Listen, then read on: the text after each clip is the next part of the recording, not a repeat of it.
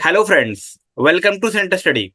जामिया मिल्लिया इस्लामिया के अगर आप B Ed general, D El Ed, B Ed special या बीएड नर्सरी के इंटरव्यू की आप प्रिपरेशन कर रहे हैं, या अगर आप जामिया मिल्लिया इस्लामिया में कोई भी एजुकेशन डिपार्टमेंट में आप कोर्स करना चाहते हैं और उसके बाद आपको मालूम ही है कि सिलेक्शन आपका इंटरव्यू के बाद होता है, तो हमारे साथ एक स्टूडेंट है जो अभी जामिया मिल्लिया इस्लामिया के अंदर पढ़ रहे हैं।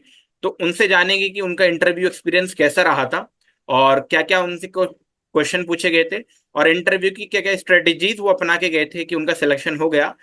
और आपको इंपॉर्टेंट टिप्स भी वो प्रोवाइड लास्ट में कराएंगे कि जिससे आपको आसानी हो सके अपने इंटरव्यू में।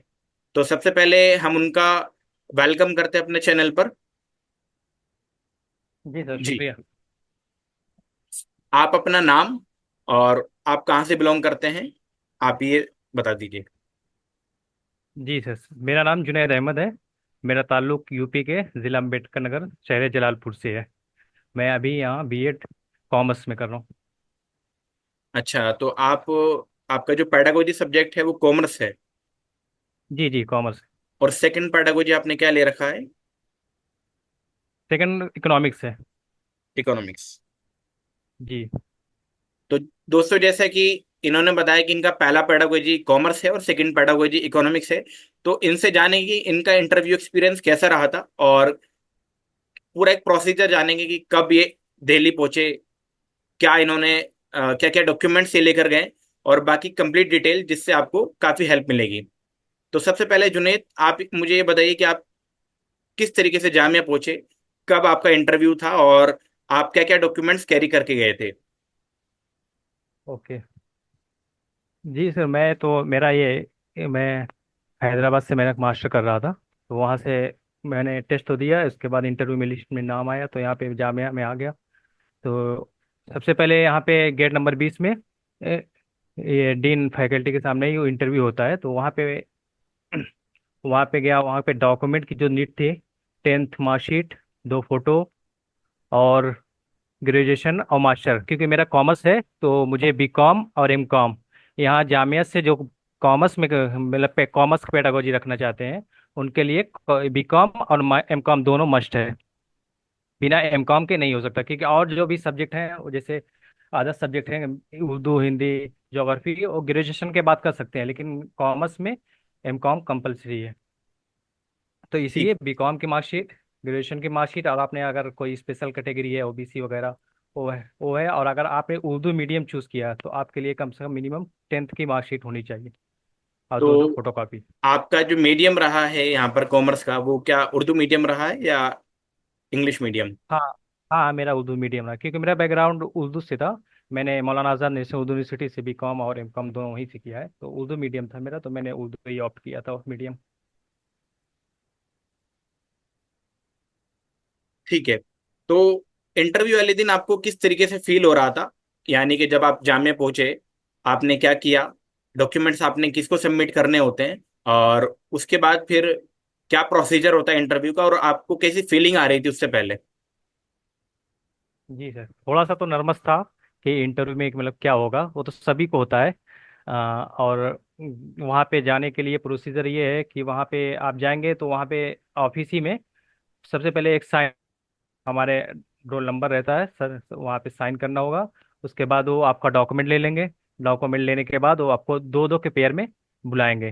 तो मैं थोड़ा सा नर्वस था, लेकिन मुझे थोड़ा आइडिया लग गया था कि मतलब क्वेश्चन किस लेवल पे पूछ रहे हैं। तो तो मुझे थोड़ा सा क्लियर हो गया था। तो इंटरव्यू वाले दिन आपके जब आप पहुंचे, तो टोटल कितने इंटरव्यूअर्स थे जो आपका इंटरव्यू लेने के लिए वहां बैठे हुए थे, और क्या क्या उन्होंने क्या क्या क्वेश्चंस आपसे पूछे? आप थोड़ा डिटेल में आप बताइए कि क्या क्या क्वेश्चंस आपसे पूछे गए, और उसके बाद आपको पेयर्स में बुलाया गया था या सिंगल इंडिविजुअल बुलाया गया था? नहीं, हमें तो दो दो के पेयर में बुलाया जा रहा था। और वहाँ पे जो इंटरव्यूअर थे करीब 4 से 5 लोग थे। हमारे कॉमर्स आपकी पेडागोजी वॉइस की मैं। थोड़ी स्लो है। Okay okay. सर, वहाँ पे पैनलिस्ट जो थे 4 से 5 लोग थे, जी। और दो दो के पेयर में बुलाया जा रहा था। वहाँ पे कॉमर्स पेडागोजी की मैम थी, और इकोनॉमिक्स की, और एचओडी मैम थी, और 2 3 सर और थे। तो दो दो के पेयर में बुलाया जा रहा था और कॉमर्स से ही रिलेटेड क्वेश्चन पूछे जाते थे, तो बेसिक क्वेश्चन थे, वही पूछे जा रहे थे, ज़्यादा डीपली में नहीं। जो बेसिक बेसिक क्वेश्चन होते हैं कॉमर्स के, जैसे मुझसे जो पूछे गए थे, उन्होंने डायरेक्ट टैक्स इनडायरेक्ट टैक्स में डिफरेंस पूछ लिया था, जो कि इकोनॉमिक्स ही में आता है। डायरेक्ट एंड और इसके, इनडायरेक्ट टैक्स।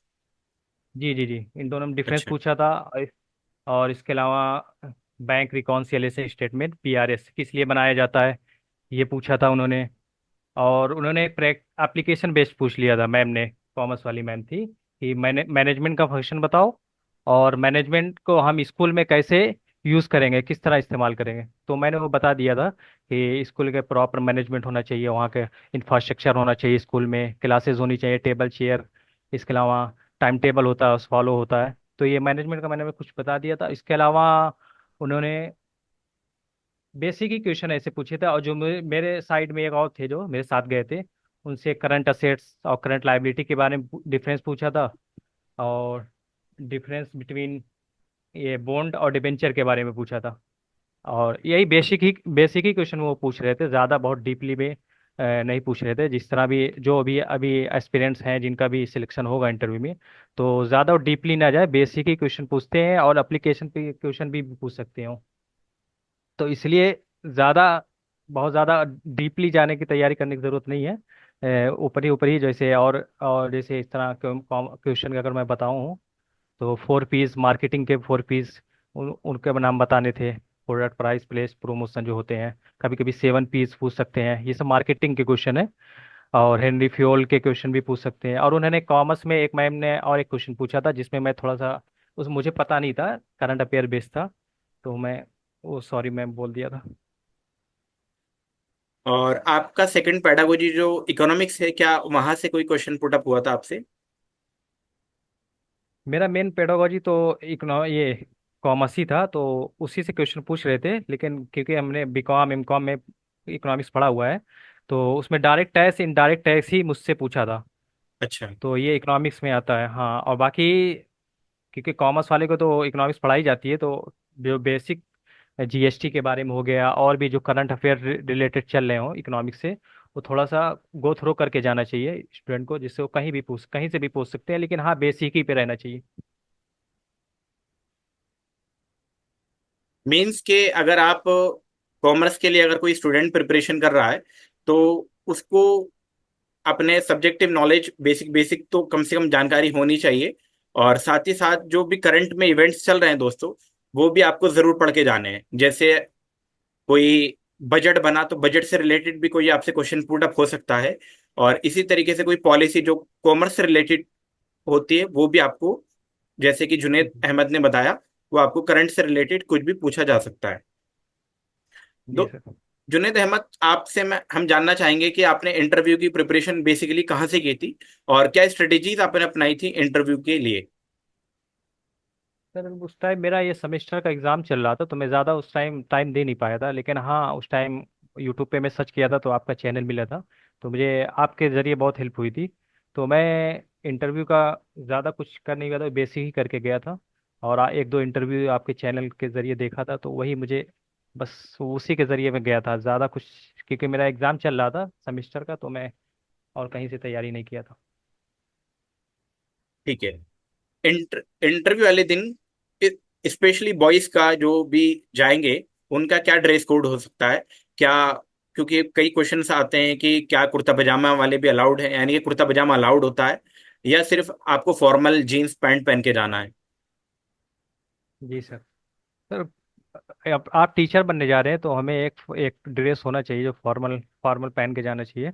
मैं तो फॉर्मल ही पहन के गया था, मोस्टली स्टूडेंट फॉर्मल ही पहन के गए थे, क्योंकि टीचर बनने जा रहे हैं। तो फॉर्मल में आप सिंपल सा डिसेंट सा लाइट कलर शर्ट और पैंट पहन सकते हैं, जिससे एक डिसेंट लुक लगे, मतलब। और ऐसा कुछ फिक्स नहीं है कि यही पहन के जाना चाहिए, कुर्ता हो गया या ये। लेकिन आप टीचर बनने जा रहे हैं, तो एक ड्रेस होना चाहिए जो फॉर्मली बेहतर है मेरे अकॉर्डिंग। अच्छा।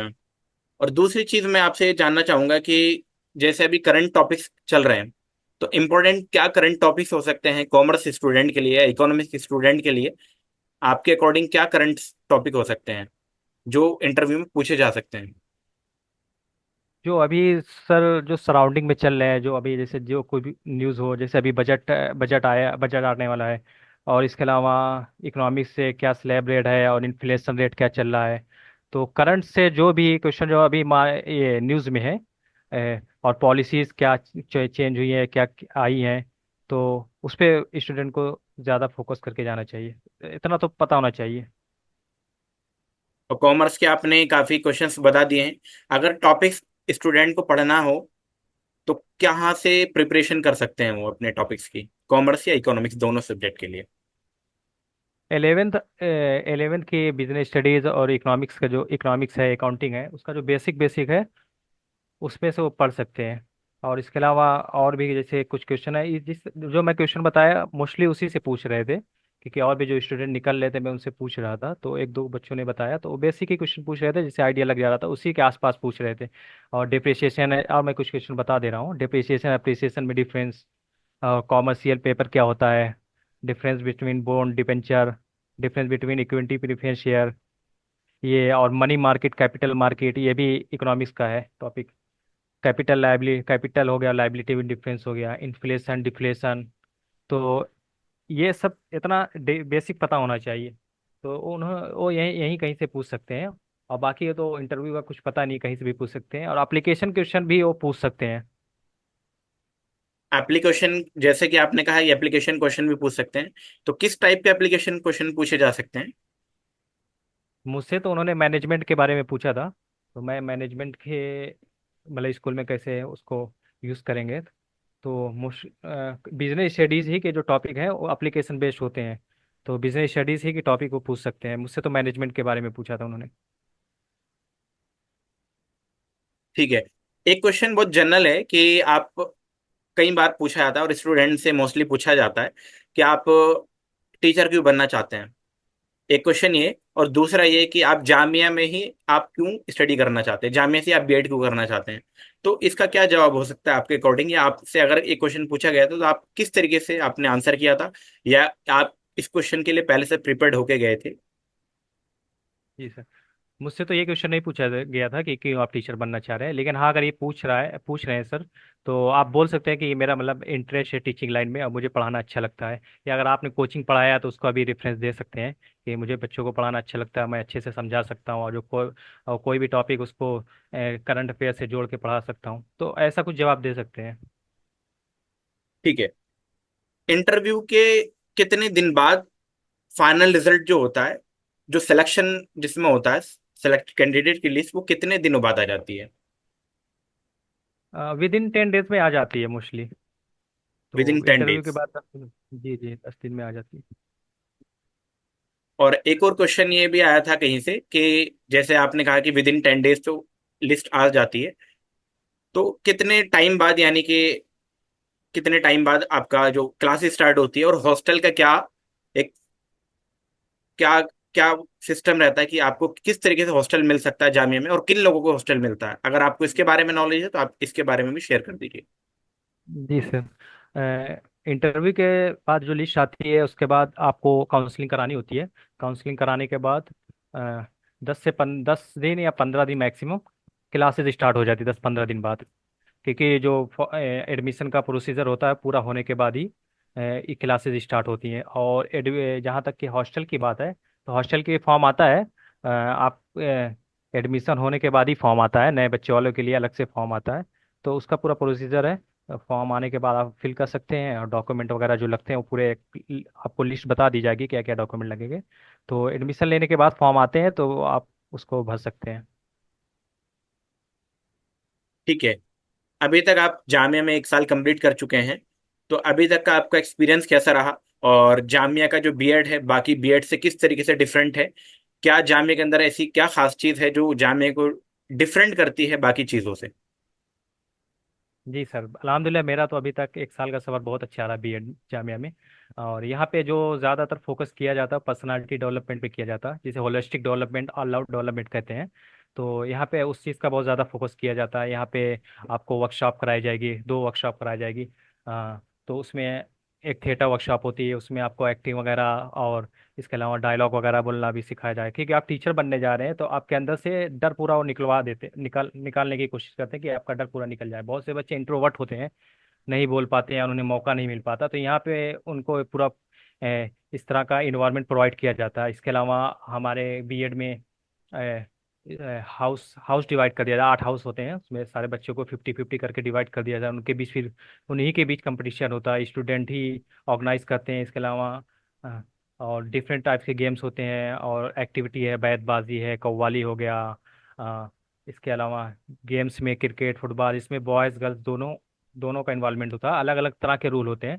तो मुझे लगता है ये जामिया का ये एक अलग तरह का और यूनिवर्सिटियों से है, क्योंकि और अदर यूनिवर्सिटी में ज़्यादातर वही बुकिश लैंग्वेज ही और उसी पे फोकस करते हैं। लेकिन यहाँ पे इसके अलावा भी जामिया में एक एक एक एक सब्जेक्ट है जो मतलब हमारी स्किल पे फोकस होता है। जो जिस तरह हम लाइक हमारी सिंगिंग है, सिंगिंग पे आप एक चूज कर सकते हैं। गार्डनिंग है, गार्डनिंग अगर आपको पसंद हो वो चूज कर सकते हैं। इलेक्ट्रिशियन और क्राफ्ट वगैरह सीखने के लिए एक सब्जेक्ट होता है जो आपको चूज करना होता है। तो उस पे भी फोकस किया जाता है कि आपकी स्किल पे भी कोई एक सब्जेक्ट अलग से आप जान सकें। तो मुझे लगता है अदर यूनिवर्सिटी में ये इतना ऑप्शन नहीं है जो यहाँ जामिया प्रोवाइड करता है। तो अल्हम्दुलिल्लाह यहाँ का इन्वायरमेंट बहुत ही अच्छा है, आपको पूरा एक अच्छा टीचर बना के मतलब देता है जामिया। तो और ये कॉन्फिडेंस, आपके अंदर कॉन्फिडेंस कॉन्फिडेंस आ जाता है कि आप कहीं भी जाके अच्छे से पढ़ा सकते हैं। ठीक है। आपने अपने इंटरव्यू एक्सपीरियंस काफ़ी शेयर किया और काफ़ी कुछ चीज़ें बताई। जाने से पहले हम आपका कुछ इम्पोर्टेंट टिप्स, जो स्टूडेंट के लिए, जो आने वाले स्टूडेंट हैं जो आपका इंटरव्यू देखेंगे, उनके लिए कुछ इंपॉर्टेंट टिप्स आप ज़रूर प्रोवाइड कराएं, या कुछ ऐसी बातें जो उनके इंटरव्यू में काम आए तो वो आप ज़रूर उन तक पहुँचाने, उन तक बताएं। जी जी जी जी सर, जिनका भी मतलब इंटरव्यू में नाम आ जाएगा तो उनको नर्वसनेस नहीं फील करना चाहिए, कॉन्फिडेंस ही रहना चाहिए, और अपने जो सब्जेक्ट का जो बेसिक टर्मोलॉजी है अपने सब्जेक्ट से रिलेटेड, वो अच्छे से करके जाना चाहिए। और इसके अलावा करंट अफेयर के बारे में भी जानना चाहिए। और इसके अलावा आपके बारे, और एक मैं भूल रहा था, स्किल के बारे में भी पूछ सकते हैं, मतलब आपके हॉबीज़ आपकी क्या है, वॉइस स्लो हॉबीज़ है। के बारे। जी। हाँ, आपके हॉबीज के बारे में भी पूछ सकते हैं, हॉबीज से रिलेटेड क्वेश्चन पूछ सकते हैं। मेरे से भी इन्होंने सर ने पूछा था कि आपकी हॉबीज क्या है, तो मैंने क्रिकेट बताया था। उस टाइम आईपीएल चल रहा, आईपीएल के बाद ही वो था, तो उन्होंने आईपीएल से पूछा था कि सबसे ज़्यादा विकेट किसने लिया है, और हमारे जो पार्ट एक और साथ में गए तो उनसे पूछा था सबसे ज़्यादा रन किसने बनाया। तो जो भी आप हॉबीज़ बताएं उससे रिलेटेड क्वेश्चन भी आपको पूछ सकते हैं, तो वो भी तैयार होके जाना है।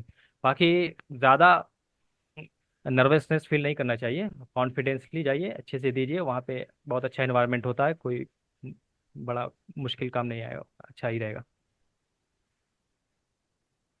बहुत बहुत शुक्रिया जुनेद, आपका हमें अपना कीमती समय देने के लिए। आपने अपने कुछ ही टाइम में बहुत कीमती बातें बताई, और ये आने वाले स्टूडेंट के लिए काफ़ी हेल्प करेगी। और हम चाहेंगे कि हमारे प्लेटफॉर्म से, हमारे यूट्यूब से, जो हमारा और आपका इंटरव्यू देख रहे हैं, काफ़ी स्टूडेंट सेलेक्ट हो जाए। और हमारी यही इच्छा है कि ज़्यादा से ज़्यादा लोग हमारे चैनल से फ़ायदा उठा सकें। और दोस्तों, अगर आपको फिर भी कोई डाउट आता है, या आपको कोई आपकी कोई क्वेरी है, तो आप हमसे कमेंट बॉक्स में पूछ सकते हैं। आप वीडियो में लगातार बने रहे, इसके लिए आपका बहुत बहुत शुक्रिया।